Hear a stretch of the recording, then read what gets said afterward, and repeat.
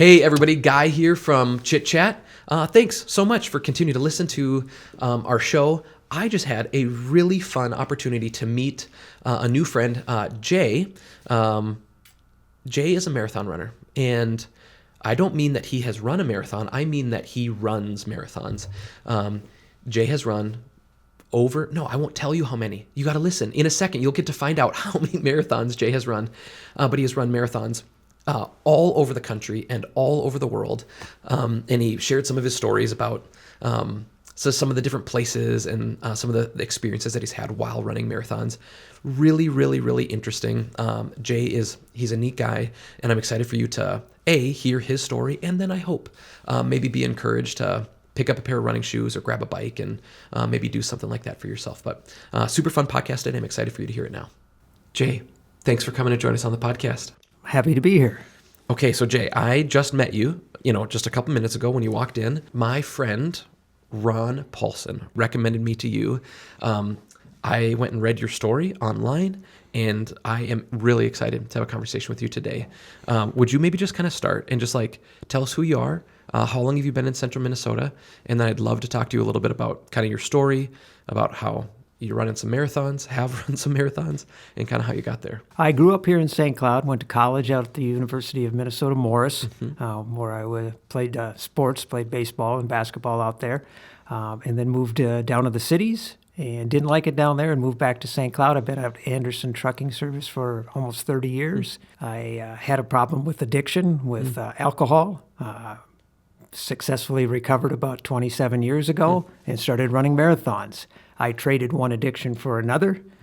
Nothing I'm proud of, nothing that's noble, but I have to admit and be honest with myself. Sure. Running addiction has led me to some wonderful adventures that I have lived the last 25 years. Yeah. You went running for the first time. Was it that first time that you went running? You were like, oh, there's something here, or did it take some time? How did you actually get into it? I ran in high school. Okay. And then I fell into addiction after college. I was actually couch surfing because I had lost my job. My parents, through hard love, had told me I wasn't welcome at the house anymore.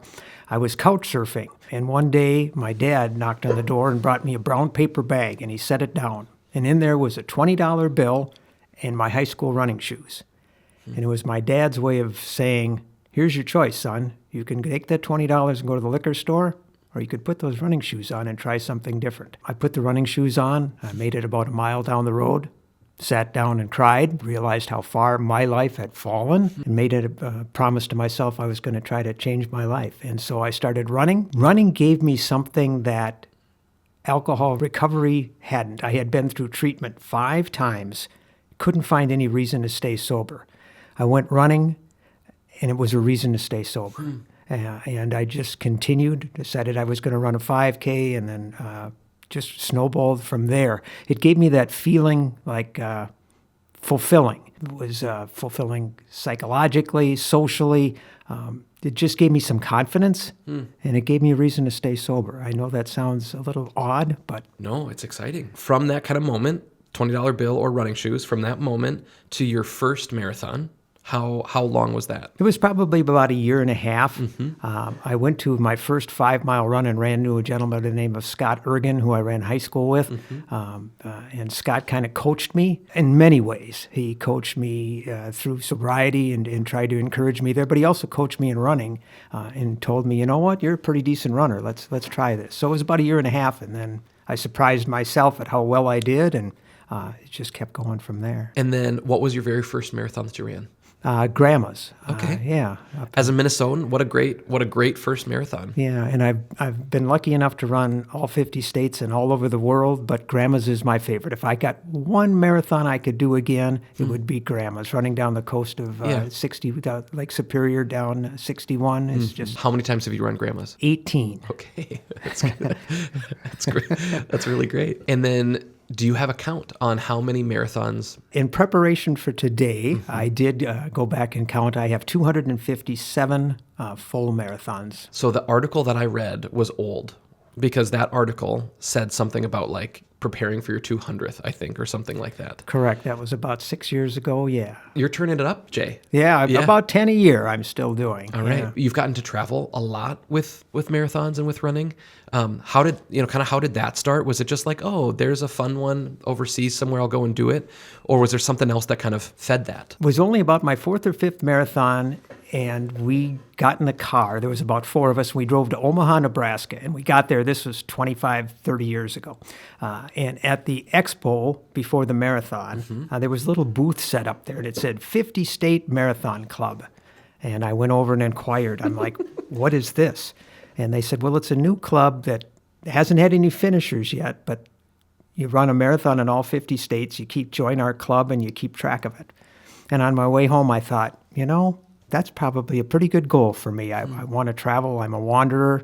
And within 7 years, I had run a marathon in all 50 states. I was one of the first 25 people to finish all 50 states. Now there's thousands that have done it. And then when I kind of concluded that, I thought, what's my next goal? And I decided, well, why not try something international? What was the last state that you accomplished? Portland, Oregon. Really? There was about 40 of us, I think, that went in celebration. My family, some running friends, and we all invaded Portland one weekend in October 20 years ago, and I was able to finish my 50th state. Tell me a little bit about Alaska and Hawaii. I could imagine that they're both beautiful, but also maybe there are things that are challenging about running a marathon in those places. Alaska was a great trip. I went with my running friend, Monty. He's been my running partner for the last 30 years. And I took my father. He was in failing health at the time. It was his last trip. He wanted to go. So we made a week-long trip out of it. We went fishing in the Kenai Peninsula. And we did what you always do in Alaska. We traveled around. But the marathon was the Mayor's Midnight Run, and it was the longest weekend of the year, so it's light all the time. And it was challenging. We saw some moose on the course. Wow. We were outside of Anchorage in like a state park, so it was invigorating. It was great. And what time of year? The longest day of the year, I think it's June 20. It was the summer solstice, so it was that weekend. Wow, that's pretty cool. It never got dark. Yeah, that's incredible. Incredible. And Hawaii was 40,000 people in Honolulu, so a much different experience than Alaska, where there was only a few dozen. In Honolulu, there was like 40,000 people, but the weather was awesome and it was fun. Was it flat or a lot of elevation in Honolulu? Flat. Yeah. Yeah. Okay. So We like just in the city. Yeah, right around Honolulu. Yeah. All right. Have you ever run any of like the really big marathons, like your Boston or New York or Chicago? Yeah, I qualified for Boston. Of course, you have to qualify, and back then I was fast enough that I could do that. So I ran the 100th running of the Boston Marathon in 1997. So that was pretty cool. Run Chicago a couple of times, and I have not done New York yet. Okay. Do you have interest in doing New York? I'd love to, but again, you have to qualify, and the window is kind of closing on me with my age, being able to qualify for that race. Interesting. What is your very fastest time? And is time of any consequence now? After you've done so many of them and you have kind of a storied marathon career, are you still pursuing time in any capacity? I am not. Okay. As I joke, I've gone from the front of the pack to the back of the pack. It's a humbling experience. It's a life experience. And it's just acceptance. I was a fairly fast runner, and now I'm at the back of the pack. So no, time isn't. Yeah. It's more of the experience than it is running. It's a reason to travel, a Yeah. reason to see the world. And so I used to care what my time was and how I did. Yeah. And now it's more about life experiences. When you are racing and you're, running with all those people, is there anything that you still either catches you off guard or that you're learning or that surprises you on race day? Just my drive. I don't know where it comes from, but you have to be driven. You have to be disciplined. You have to have a little something wrong with you to push yourself 10 times a year or more to run the marathon. It's grueling as you get older. What surprises me more is my inner drive, that I'm able to continue to push myself, and despite the pain and the suffering and the just wanting to quit and knowing all you have to do is stop to end the pain, that I still have that inner drive.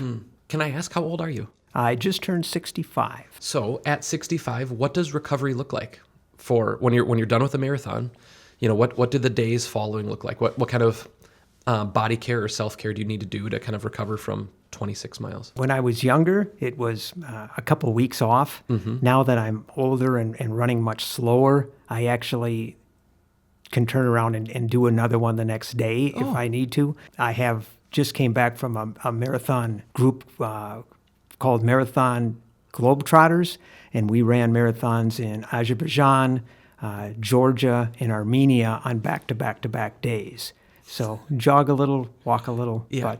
But so recovery isn't so bad as I've gotten older, only because I'm less stress on my body. All right. Do you have a favorite country that maybe not necessarily a favorite country that you've been to, although that could be an interesting thing to know, but like a favorite marathon in a country, something that you just, if you could go back and do it again, you would? Boy, that's a tough question. There's so many. We just came back from Angkor Wat, Cambodia, and the marathon is through the temples, 1,200-year-old temples of Angkor Wat, and they allow one day, instead of tourism, they allow the race to go there. So that was pretty amazing to be running through these ancient temples. And children, you ran through some villages when you got outside the temple, and the children would run along with you. Yeah. They were let out of school that day to come out and watch. And so as we would run through the villages, they would join us. So that was pretty cool. When I was in college, I spent some time in Asia, and we were in Thailand, and I was with a bunch of college students, and we were teaching English in Thailand, and you could get to Angkor Wat. You could basically like ride a bus or hop in the back of a pickup truck. Like there were ways to get across the border, and I was probably like 20 years old, and just Teflon, just independent at 20. You don't think about maybe ramifications of some of your actions. And me and two dudes, we were so close. We had got it all planned out. We had this little couple day break in the middle of all of our stuff that we were doing, and we were on a school trip, and so we kind of got permission, but they were like, because they couldn't stop us because we were adults, but it's just weird, like we don't want you to do it. And I'm thankful that we didn't do it, but we had this whole thing planned out. We were going to hop in the back of these pickup trucks, in the bed of a pickup truck, to get across the border so that we could go to Angkor Wat. And the thing that actually stopped us from going wasn't that maybe the mode of transportation that we were kind of like thinking about was really sketchy. There was a legit possibility we couldn't get back into Thailand. Everything that we had read looked like we could get into Cambodia, but getting back in on the same day, there was some question about. And so we ended up not doing it, but it's still a place that I would love to go and see someday. And I'm also thankful that I didn't hop into the back of a random pickup truck and try to head across the border into Cambodia. When you're talking to other people who are maybe interested in running or the culture kind of around running, what's one of the things that you say to kind of encourage people to jump in? Why should someone jump in and get involved in the running world? It's twofold. One, for health reasons, if nothing else. Running gives you a lot of confidence, I think. It also is a social outlet where you meet friends, you meet other people, like-minded people. From a health standpoint, I think it's amazing. The other part is the people you meet. I think in order to become a better runner, joining a running club, experiencing those things, talking to other people, and a commitment. If you show up on a Saturday morning to run with the St. Cloud River Runners at Jules Bistro, they encourage you to come back the next Saturday. And if you do, you start running more miles. It's becoming easier. It becomes a habit. Yeah. When I was in college, I ran my first 5K, and I just started running. I had never really been a runner before. And the first 5K, I was so nervous because I didn't know anything about it. I'd never been in kind of the running world before, right? And what my thought is that I am for sure going to be the slowest person there, which I didn't care about not being the fastest or anything like that. But I just thought, like, I'm gonna be in everybody's way. Like I was just like, this is like a thing. It's this group. It's an established thing. They all know the language. They know where they're supposed to be and when. And I'm just gonna be in the way, and I'm gonna be kind of a pariah of sorts. And I was so nervous. I mean, the entirety of the event, from every person that I talked to who was like helping like run the event to every single runner that I talked to, they were all so kind and they were so nice. The fact that I was chubby and new was of no consequence to anybody. There were also lots of people there at the very same stage of running. There were tons of people there who were a little nervous. And I think the thing that I realized was like, even the really good runners that were there, and they were there trying to set, some PRs for their 5K time and all that stuff. They all kind of remembered like what it was like to be early in the process. And there's also something about people that spend all of their free time experiencing an endorphin rush through fitness, and I think even through endurance, that just makes them really lovely people. And the community was really fun. And while I was in college, I stayed running 5Ks because it was fun. And then I did something called the Ragnar Relay. Have you ever done the Ragnar? Yes, I have. Yeah. How many times have you done it? Just once. Okay. I did it twice. Not because, again, I wasn't a fantastic runner or anything, but it was a really fun communal thing. If you don't know, the Ragnar, it's a 12-person team, and you basically run, at the time, it's been a while, but La Crosse, Wisconsin to Minneapolis, or Minneapolis to La Crosse, Wisconsin.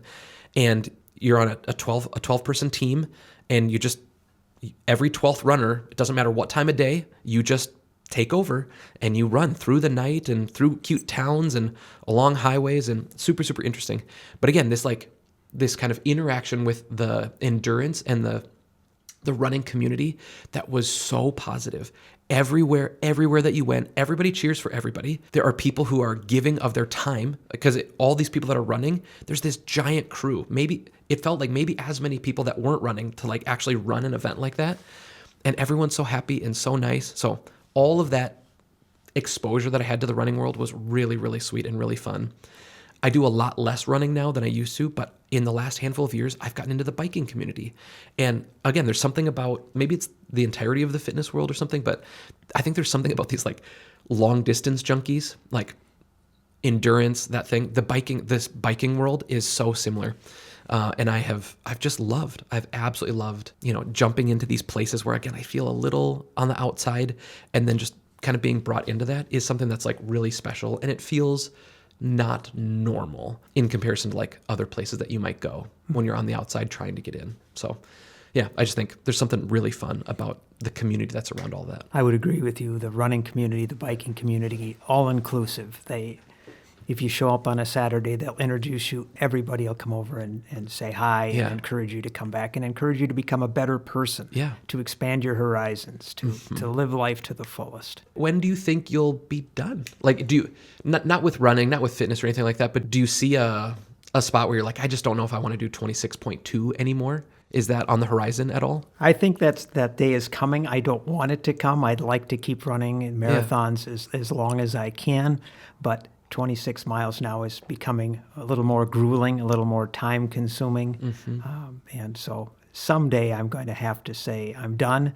But as I tell my wife when I finish every marathon, I always say something like, someday I won't be able to do this, but today is not that day. Oh, I love that. Does your wife enjoy running? Does your wife enjoy marathons? That's how I met her 13 years ago this week, I think. I met her. We've been married for 12 years. So she is also a marathoner. She is coming up on her 100th marathon this June or July up in Duluth, a trail race called Eugene Kurnow. So she's almost at 100 marathons. Wow. It's so funny. 100 marathons it seems like a colossal achievement. And you hit 100 a long time ago. That's kind of a fun and fascinating thing. How many marathons have you guys run together? I would say probably 40. Okay. Yeah, so we've traveled a lot internationally and been able to run side by side for quite a few of those. When your trip to Central Asia, Azerbaijan and Georgia, was she on that trip? She was not. Okay. No. All right. Is there a bucket list marathon that you haven't done yet or even a location that you really want to go to? We keep a kind of a list of the top 5 places my wife and I would still like to travel. Yeah. For me, Mongolia is still on the list. Wow. There's like a midnight marathon in the capital of Mongolia out in the fields, and I've always wanted to be there. I've always wanted to try that. So that's on the top of my list. Yeah. The more you travel, the more you experience, the more you realize how small we are and how small central Minnesota is and then how much is out there. And so the more I travel, the more I want to travel. Yeah. The more I see, the more I want to see. You Yeah. don't know what you don't know until you get out there and start experiencing some of those crazy things. And Yeah. you just want to keep traveling. I concur. Every country, every trip I go on, it makes me want to go again. Does this thing ever happen to you when you travel? I think with very few exceptions. Whenever I go to a new place, I think to myself, this might be my place. While I'm in a new environment, there's something kind of intoxicating about how just this new place, and there's so much to learn, and the food is so unique, and the people are wonderful. I think to myself, maybe this is my last new place. I'm just going to come back here over and over and over again. And then I get to the end of the trip and I get home, and then that thing switches to, okay, what's the next new place? But while I'm in those moments and in those places, I think this might be it. I will only come back here when I have free time, when I have the ability to go again. I'm just going to come back here. Does that ever happen to you? Yeah, there's many first days where you lay your head on the pillow at night and think, could I live here? Yes. Yeah. You start planning, like, how do I make it work? Yeah. This place is calling to me. Yeah. I could see myself being a tour guide on that dock or working at that coffee shop Yeah. and moving down here and living in flip-flops and T-shirts for the rest of my life. So, yeah, it happens all the time. But like you said, then you get home and you think, what am I missing? What else is out there? Yeah. Like half tour guide, half kind of like running coach. Like for travelers that are visiting that really want to run, you could figure out some kind of like fun like tours where you're out for a 10-miler and you're just like, all right, now what you're looking at here, the history behind this place, that could be a really fun thing. It'd be awesome. I'm sure that exists, right? I would think Something so. like that? Yeah. Well, if it doesn't, I think you should figure out how to do that. You said you've been with Anderson Trucking for 30 plus years, and you have been to how many countries? I've traveled to about 100. I've run marathons in 60 different countries. There's a time commitment involved in doing that. How have you juggled having a job and kind of this commitment to do this kind of traveling and do this kind of running? I've been asked that many times by people I think that are a little bit jealous or maybe envious of that I'm able to get that time off. Anderson Trucking's been very good to me, but also is a 24-hour establishment, a transportation industry, where if you needed some extra hours off, you could work a night, work a weekend. And so in my younger years, I would be the first to raise my hand and say, you know what, you need someone to work the overnight. I'm on it. You need someone to work Sunday.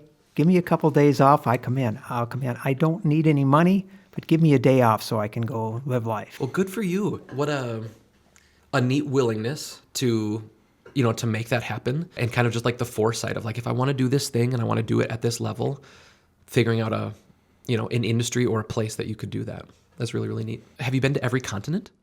I have not been to Antarctica yet, but the others, I've run a marathon on the other 6 continents. Is there a marathon in Antarctica? There is. It's rather cumbersome and rather cost prohibitive, but there is one down there. But you have to fly in and take a dinghy to the island of King Arthur Island or King Edward Island, perhaps it is, whatever. And then are you running in boots? Are you running in parkas? Have you seen pictures and have you consumed any of the information around it? Like, what are people running in when you're running a marathon in Antarctica? They have like the little spikes on the bottom of the shoes that they wear, and then heavy winter clothes, and they run from one science station to the other, from the American to the Chinese to the Russian, and then they get the heck off the island. There's the 50-state club. Is there a 7-continent club in a similar kind of way? Under the umbrella of the Marathon Globetrotters is another group that keeps track of how many continents. So they have a 7-continent club in there, and then they have a marathon club where they keep track of how many countries you run. I'm guessing for most people that get to 7, that Antarctica is probably the last one, the last hurdle, so to speak. Yeah,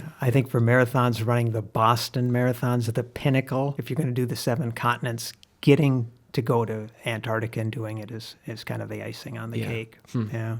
In Africa, where did you run? Tanzania. Really? Ran the Kilimanjaro Marathon. At elevation? Yeah, well, you go up the side of the mountain and then turn around and come back down. So that was interesting. It Is finished, it 13.1 up and then 13.1 down? I think we ran up about 10 miles, came down 10 miles, and then circled the town of Arusha, and then finished in their soccer stadium, which is a huge event there. The soccer stadium was absolutely full, and you get to run around the track once and wave to the crowd, Yeah. and then you Well, finish. But That's pretty cool. yeah, That's really neat. Of the different places in Africa that I've been, Dar es Salaam is it's a really special city. I really loved Tanzania and the people. It just was happy and bright, and there's something that was so neat about it. Is there anything that would be fun that you think would be fun to kind of like weave in? is it boring to talk about the experiences some of the better or worst experiences I've No, had? that's wonderful. When you're thinking about your 250 whatever marathons, are there any kind of like moments kind of that like stand out as something that was like really special, really fun, really beautiful, really encouraging, and maybe even on the other side, like something that you really had to kind of overcome? I would say not so much the marathons themselves, but the travel themselves. There's been some wonderful things that have happened and some terrible things that have happened. Some of the better things that I've experienced was when we traveled and ran the Dead Sea Ultra in Jordan. We got invited to the U.S. Embassy. We sent them an email asking if anybody else was running the Dead Sea 50-mile run, and got invited to spend some time at the U.S. Embassy, which was amazing. Another time in Cambodia, the day before the marathon, we took a bike tour. A gentleman at the front desk offered to take us on a bike tour. So we went out on the countryside, and we pulled into this little village, and there was a wedding going on. And the way it works in these small villages is everybody in the town brings a gift, and they stand in line outside the little chapel. And when they saw two Americans standing there, they all had gifts. One gentleman brought over a platter with a pig's head on it. It was still warm. Very fresh. Very fresh. And so my wife and I stood in line, and we got into the chapel, and I brought as a wedding gift this pig's head. Those are two of the cooler things I can think of. Some of the less productive was we got in to spend a weekend in Syria, Damascus, Syria, which was an amazing weekend 15 years ago before all the turmoil. But coming back, we had a driver, and the driver hadn't filled out the correct paperwork, and we got stuck at the Syrian border, and our driver got in an argument with the armed guards and got hauled away briefly. And so my friend and I were in the back of this car What did you do? At the Syrian border with nothing but armed guards surrounding us. And one of the most scary hours of our lives, And then eventually your driver came back and you guys were able to move on? He was able to come back, and we had to go back and fill out the correct paperwork, and we had to go through a different border crossing, which took many more hours. They would not allow us to come back across that same border. That was quite an experience. Another one was in Barranquilla, Colombia. I was mugged trying to go to the Mardi Gras. Somebody came up behind me and sprayed my eyes with some kind of lotion of some kind that blinded me temporarily. And then they punched me to get my hands out of my pockets, perhaps. They broke a couple ribs. They got a couple of dollars in my cell phone. Have you ever had anything else like that? Have you ever, had a passport stolen or, any of that kind of stuff that you hear sometimes about that happens when people travel? Luckily, I haven't lost my passport yet. Well, a travel buddy of mine lost it for a few days, but we haven't got stuck anywhere as of yet. Yeah. Have you ever heard of this race called the Berkeley Marathon? Have you ever done that or like gone to it or anything like that? I have not. Okay. I've watched a documentary on it. The documentary is the only reason I know about it. And it's not even quite a marathon. I mean, it's not 26.2 miles, but could have you seen yourself? I mean, maybe not today, or maybe you do have interest in it, but was something like that ever of interest to you? For those that don't know, it's held in the hills of Tennessee. It's in honor of a gentleman who snuck out of the prison, and they found him like a week later, and he'd only gone like 3 miles because of the terrain, the ruggedness of it. And so a gentleman started a ultra marathon there. which is like, I don't know, it's 100 or 150 miles or something, and you're up for 36 hours or 48 hours trying to traverse this impossible terrain. And if you've seen the documentary, you have respect for those people. I could see myself doing that a few years ago, but not so much anymore. Sure. But it's worth watching that documentary. The guy that put it on, he said that I think they were watching the news. He and his friends were watching the news. And in their area, it was this big deal because there was, a prisoner that had escaped. He's somewhere in the Tennessee wilderness. And so, of course, everyone's abuzz. Where is he? How far did he get? How far should we be looking? What does that circle look like? And then when they found him 3 miles away, thing was like, well, I could get farther than that. Was, I think, kind of the, only 3 miles? Like, he had all that time and he just got 3 miles away. So it started this run of like, how far can you actually go? And so obviously this was a prisoner who wasn't in any sort of running shape. And so they started bringing in, I think it started with he and his friends, but how many miles basically can you do in this like really brutal terrain? And now it's just this like unbelievable race with these people coming from all over the world trying to like conquer this thing. And do you remember the payment to get in? I think you have to write a letter. Yep. And then get him a T-shirt. Yeah. So you write a letter to get in, and then he responds with like a condolence. Like if you're accepted to run, like you get a condolence letter that you have. I'm so sorry to inform you that you have been accepted to run, the Berkeley Marathon this year. And then the entrance fee is just like whatever he kind of needs that year. So it could be like a pair of socks. And so like however many people come, they bring him a pair of socks. Or I think one year it was like he likes these flannels, and so just like bring a flannel. Like a flannel button-up shirt, and then you have to bring a license plate from your state. It's like just this very bizarre, again, like kind of fun subculture thing. You should go seek out that if you want a really interesting watch. Go seek out this documentary called Berkeley Marathons. And for years, no one had ever completed it. Like forget winning. It's not really about like who sets the best time. It's just like, can you actually complete it? And I think it went years before anyone even completed this thing. You're correct. And then finally somebody finished it. And I remember the story a couple of years ago. The leader was an awesome ultra runner, and he showed up thinking he was going to conquer this, right? And he was leading. He was the only one left that hadn't dropped out. They were waiting for him to finish the race, He apparently had gotten lost, wound up in a small town, and he was talking to a garbage can. He was delusional and seeing things, and was talking to a garbage can, and the local establishment owner called the police. Yeah. The deputy showed up, gave him a ride back to the starting line, finish line. Yeah. And so they're waiting for him, and he gets out of a squad car, and he had been busy talking to a garbage can. So that's how intense that race is. And one of the things that they even do with it is like, I think just to like keep you off edge, or like, you can't really focus on like, what's it going to be like to run the race? You show up like 24 hours in advance. And then what is like at some point in the next 24 hours, a bell is going to ring and you have 30 minutes to get to the starting line. And so you just have this like anxiety of like, because you have no idea when it's going to start. It could start in the dark. It could start in the morning. You just have no idea. And so you're just on edge all day, not really able to sleep. I think the whole point is to kind of mimic some of maybe the stressors of this first dude that kind of ran, this prisoner that ran. And then it's 3 big loops. So again, like it's the fact that someone could get lost even on the last loop is because of these 3 loops. You run the first loop, you run it in one direction. And then as soon as you get done, you like eat, change your shoes, get fueled up a little bit, get clean if you whatever you need. And then you just turn around and you have to run that same thing, but you run it the opposite direction. And so you don't even have like the muscle memory of like, okay, I know what to do here, because you have to run it in the wrong direction.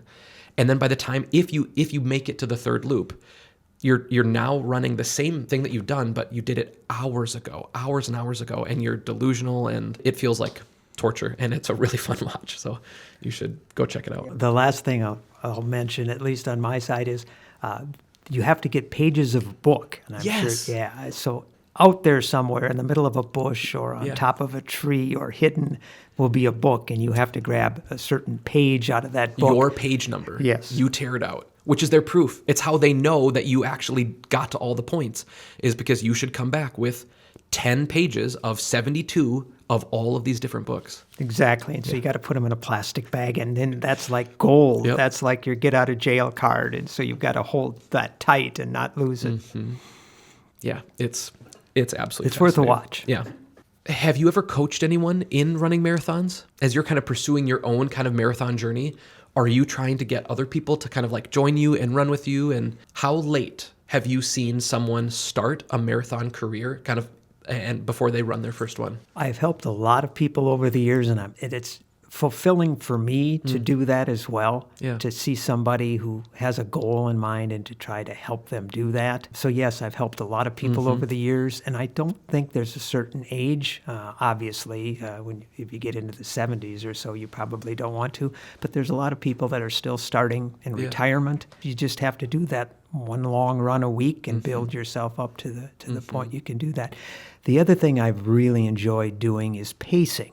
I don't know if you're familiar, but a lot of the marathons will have pace groups. So when my best days were over with and my PRs and my fastest times were beginning, the sun was beginning to set on those, I volunteered to pace. And so I spent several years going to marathons and running at 3:30 pace, 3 hours and 30 minutes or 4 hours. And it was a great way to give back to the community because you'd be at the expo the night before and they'd introduce you and you'd talk to anybody who wanted to run with you with their goal of 3 hours and 30 minutes. And then the next morning, you'd line up with them and you'd encourage them to tell you their story. Everybody's got a story. How did you get to this starting line? What propelled you? What precipitated you to be here today? And so as I would go through the marathon, I would make sure I touched base with every person in my little group and let them tell me their story and then use that as fuel later in the race to try to get them to the finish line. So you're running the 3:30 pace. Are you holding a little sign when you're doing this? Yes. But you're also trying to like encourage the people that are in your little group to like stay with you and to keep pushing on. Yeah. That seems above and beyond. Maybe would be asked of a pace runner. Is that a normal thing to kind of serve that role? Pacing is normal. I don't think getting into their minds That's what is I mean. normal. Yeah. And so I would try to keep track of why they were out there, what reason they were. And I would also mention to them early in the race, I would say, in your mind, think of 3 or 5 reasons you want to finish today. And of course, early in the race, that's an easy thing to do, Yeah. whether it's for a child or a deceased parent or whatever their reason might be. And then when you get to mile 20 and it seems impossible and it seems like those last 6 miles might as well be 600 miles, you mention to them, your parents or your child or whatever the case might be, and try to get them to the fortitude to at least walk and finish the race. Yeah. So it was a wonderful way to give back, but it also helped me. When you're running as a pacer, how are you making sure that you stay at whatever time that you're supposed to be? Are you watching your watch? Is it like have you run enough marathons or races that you kind of feel it in your body? This pace I'll end at 3:30. And then what kind of margin of error are you kind of supposed to be inside of if you're going to be the 3:30 pacer? Most pacers will have a watch. I have the given ability to set that first mile and then continue on. So I paced without a watch. Wow. I know that sounds insane, but if I could run an 8-minute mile, which is a 3 hour and 30-minute marathon pace, I could do that without thinking. That's remarkable. Mile after mile. And so, I remember people behind me in the race saying, the dude's right on. The dude's right on. And so we just kept clicking them off. As far as a cushion, we know people are going to slow down at the end. Yep. So you try to build a couple of seconds each mile. So there's 2 or 3 or 4 or 5 minutes at the end so they can still reach their goal. Obviously, them reaching their goal is important, but trying to get them just to finish. Yeah. Eliud Kipchoge, is that something that you're interested in? Some of like the marathon record pace, some of the stuff that he did with Nike. Are you interested in that? Is that intriguing to you? Or is it so different that you don't have much interest in it? It's so different. It's so out of my realm, so far of my comprehension that I admire them. Yeah. I give them a ton of credit for their drive, but it's just a world I can't even enter. At any of these like races or expos or any of the things that you have done, has he ever been at any of those places? Have you ever been in the same space as him? Not him, no. I was lucky enough to have run with Dick Beardsley, the Detroit Lakes gentleman that finished second in the Duel of the Sun and the Boston Marathon. I was able to run a little bit with Frank Shorter and Bill Rogers, which are some names from the past, and that's my generation. Sure. Those were my heroes. The newer generation, I have not been able to cross paths. Yeah. If you don't know, Eliud Kipchoge set the world record for the fastest marathon to ever be run. The goal was, can you break 2 hours? Which, if you do the math, that is running at over 13 miles an hour for 2 hours. Again, a really neat video talking about how they did that. Lots of different pace runners that would come in to help keep him fresh and that he could draft on, and a pace car with a laser line on the ground. This is the record pace. He didn't run a sub 2 hour at one of these big races. It was a highly engineered thing, but still everyone thought it was kind of impossible to do, and he did it. He ran a sub 2 hour marathon, which is absolutely remarkable. Jay was just talking about setting a pace at 3 hours and 30 minutes, and this guy did it in 90 minutes less than that, which is crazy. Have you seen the videos of people on the big, giant treadmill that just is at a 13.1 mile an hour pace? And sometimes they show up at these at marathon expos and stuff. And the question is just how long can you stay on? And so Kipchoge did it. He kept that pace for 2 hours, and you've got these people at these, running expos, and they're just trying to stay on, and maybe they can stay on at 13.1 miles an hour for a minute or something like that. They're runners. And then you kind of see, when you see normal people trying to keep that pace, how remarkable it is. I can't even fathom running that fast. My fastest time, I think you had asked me earlier, was 2 hours and 38 minutes. Whoa, that's remarkable. But then to think this gentleman's running a minute and a half a mile faster than that. Yeah. And Nike designed a really unique pair of shoes, I think, which aren't legal in competitive racing. There were lots of, again, some engineering things that kind of helped him with that. Have you ever tried? I forget what the shoe is called. Do you remember what that shoe is? I don't know the name of it, but there's a metal plate in the bottom of it that's supposed to give you a bounce back, that's supposed to help you lift off. Yeah. And I do have a friend that's got a pair. I think they're very expensive. Sure. But he said it's made a difference. So yeah, cool. Well, Jay, I'm thankful to have met you. This is a really neat story. Is there any place online, do you have Instagram or, do you have a website or anything where you have kind of put your story, or as you're continuing to run some of these marathons, where people could follow along? Do you have anything like that? I don't. No, Okay. I'm on Facebook, but Marathon Globetrotters, if you're interested in that, Marathon Globetrotters has a website. Well, Jay, I'm really thankful that you came on. Thanks for sharing your story with us. It is encouraging. I'm not sure if I'll ever be a marathon guy, but I'm excited to, after this conversation, just to, even with all my biking and stuff, maybe just to push on and maybe pick a race that feels a little bit too hard for me. So maybe I'll let you know if this summer, if I do something that is a little bit stretching. So thanks for encouraging us in that way. Thanks for having me. We close all of our podcasts with an unpaid ad. Is there someone or something that you think deserves a little shout out today? I have two. Is that Of okay? course. Of course. The first is Tanner's Team Foundation out of Sauk Rapids, Minnesota. It's a nonprofit that helps children of families with life-threatening illnesses. I've been on the board since its inception. It's just a wonderful cause. Tanner's Team Foundation. Look it up. We pay. It's mostly children who are in the Ronald McDonald House. Parents have had to give up a job to be with that child, and we help out with mortgages, car payments, things like that. And the other thing I would say is, on a personal note, if you can afford it, if you're within the means, travel. Travel internationally. Get a passport, get it stamped. I would encourage anybody out there that has the means to give it a shot, to get that passport stamped once. International travel is not that difficult. You just have to do it once and prove to yourself you can. But I would encourage anybody that can to try. Yeah. My unpaid ad for the day, in honor of my time with Jay, is I think that everybody should, you should get involved in a race of some kind. Even if like running or biking isn't your thing. This past summer, I had a friend who did the ride across Minnesota, or the day across Minnesota on a bike, which was like 250 miles, and you've got 24 hours to do it. And he just needed race support, which just means like at a couple little spots, I had Gatorade and food and a change of clothes. I was kind of a part of the community that day. Everybody had this one goal. We got riders that we love that are trying to get it, trying to do this thing.